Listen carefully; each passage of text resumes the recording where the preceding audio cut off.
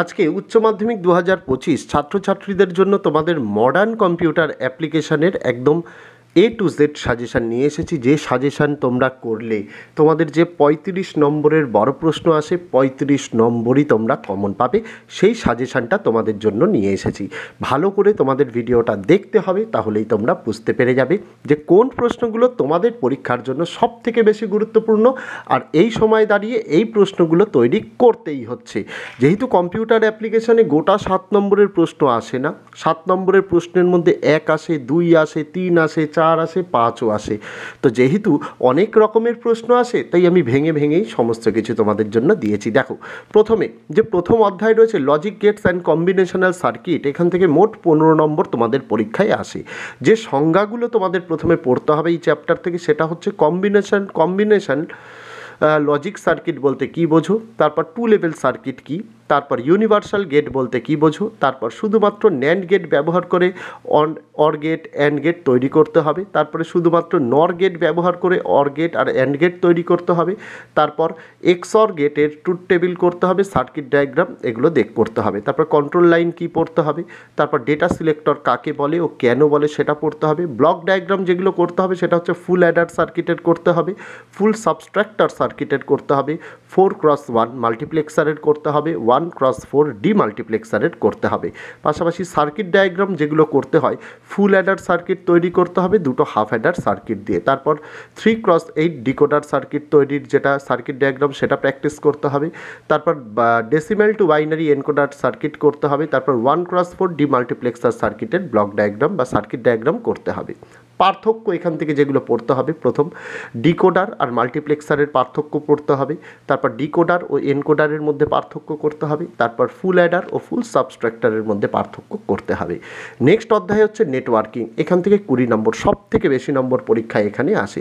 যে সংজ্ঞাগুলো করতে হবে, প্রথম simplex, half duplex, full duplex বলতে কী বোঝো, সাথে একেবারে যদি তোমরা এর পার্থক্যটা পড়ে নাও না, তাহলেই এগুলো কিন্তু তৈরি হয়ে যাবে। তারপর নেটওয়ার্কিংয়ে দুটি সুবিধা লেখো, তারপর ব্যান্ডউইথ কী, তারপর বাউট কী, তারপর স্টার্ট ও স্টপ বিট বলতে কী বোঝো, তারপর মোডেম কী, তারপর বাস স্টার রিং টোপোলজির সুবিধা অসুবিধা দুটো করে পড়ে নেবে, তারপর আপলিঙ্ক ও ডাউনলিঙ্ক বলতে কী বোঝো, তারপর ইউআরএল কী, এর গঠনটি দেখাও, তারপর ডিএনএস বলতে কী বোঝো, তারপর class A, class B, class C IP অ্যাড্রেসের গঠনগুলো পড়তে হবে, তারপর AUINMIL.org EDU ডোমেনের অর্থ কী, তারপর সার্চ ইঞ্জিন বলতে কী বোঝায় উদাহরণ দাও, ব্রাউজার কী উদাহরণ দাও, তারপর সোশ্যাল নেটওয়ার্কিং কী উদাহরণ দাও, এগুলো পড়তে হবে, তারপর www বলতে কী বোঝো, তারপর ফায়ারওয়াল কী পড়তে হবে, তারপরে আইএসপি কী পড়তে হবে, তারপর CSMA/CD এর সম্পূর্ণ নাম কী, তারপর ইমেল এর একটি সুবিধা অসুবিধা, চেষ্টা করবে একটির জায়গায় দুটি করে সুবিধা অসুবিধা পড়ে রাখার,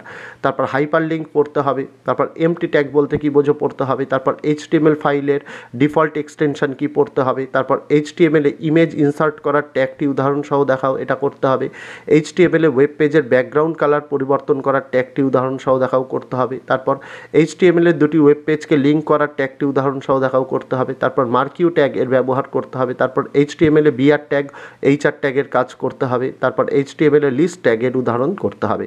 যে পার্থক্যগুলো পড়তে হবে, প্রথম সিরিয়াল আর প্যারালাল কমিউনিকেশনের পার্থক্য পড়তে হবে, তারপর গাইডেড আর আনগাইডেড মিডিয়ার পার্থক্য পড়তে হবে, হাব আর সুইচের পার্থক্য পড়তে হবে, UTP আর STPর পার্থক্য পড়তে হবে, তারপর HTTP ও FTPর পার্থক্য পড়তে হবে, তারপর ইমেলে CC ও BCC এর পার্থক্য করতে হবে, তারপর HTML এ নিম্নলিখিত পেজটি তৈরি করে পেজটিতে নিম্নলিখিত ডেটা ইনসার্ট করো, এই টাইপের তোমাদের একটি কিন্তু অঙ্ক টাইপের করতে হবে, এমপ্লয়ি নেম, এমপ্লয়ি আইডি, এই সমস্ত জিনিস দিয়ে তোমাদের কিন্তু একটা করতে হবে।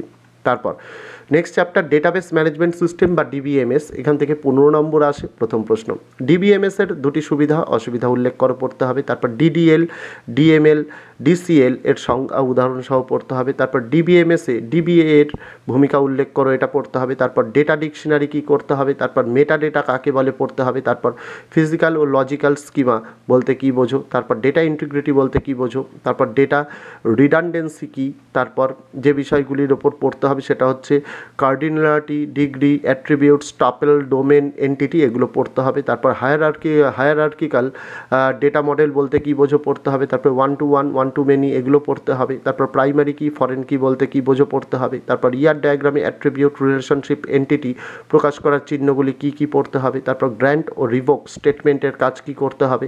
তারপর রিলেশনাল অ্যালজেব্রাতে বিভিন্ন প্রকার সেট অপারেশনের বিবরণ দাও করতে হবে। তারপর সার্টিশিয়াল প্রোডাক্ট বলতে কী বোঝো, কার্টেশিয়াল প্রোডাক্ট বলতে কী বোঝো উদাহরণ দাও। তারপর সিলেকশন ও প্রজেকশন অপারেশনের সংজ্ঞা উদাহরণ সহ পড়তে হবে।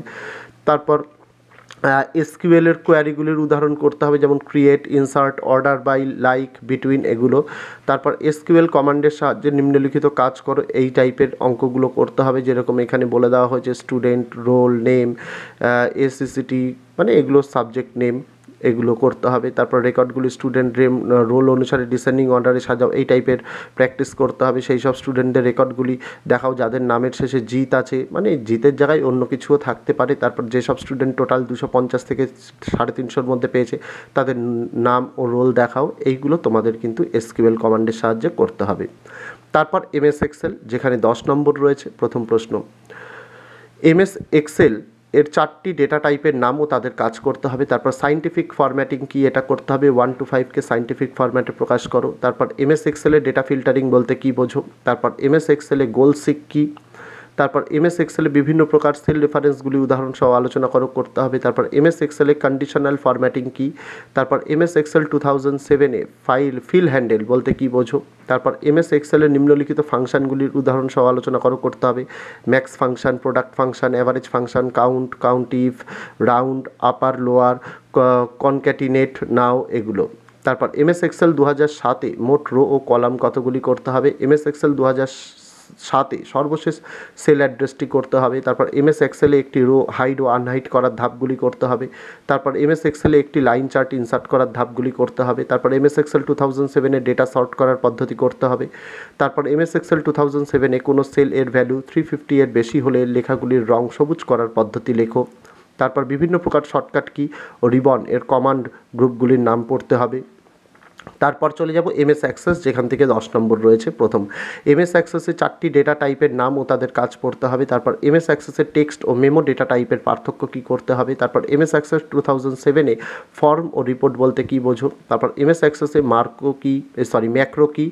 তারপর এমএস অ্যাক্সেস 2007-এ কোয়ারি বলতে কী বোঝো। তারপর এমএস অ্যাক্সেস 2007-এ প্রধান 2 প্রকার কোয়ারির বিবরণ দাও।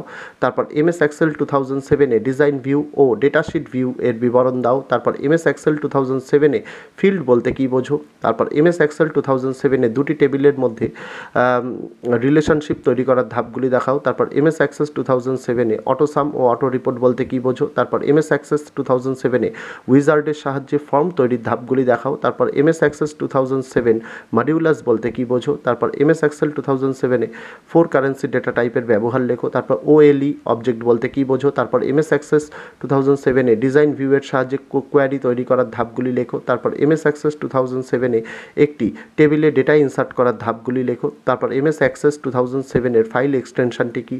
তারপর এমএস অ্যাক্সেস 2007-এ কোয়ারি ক্রাইটেরিয়া বলতে কী বোঝো।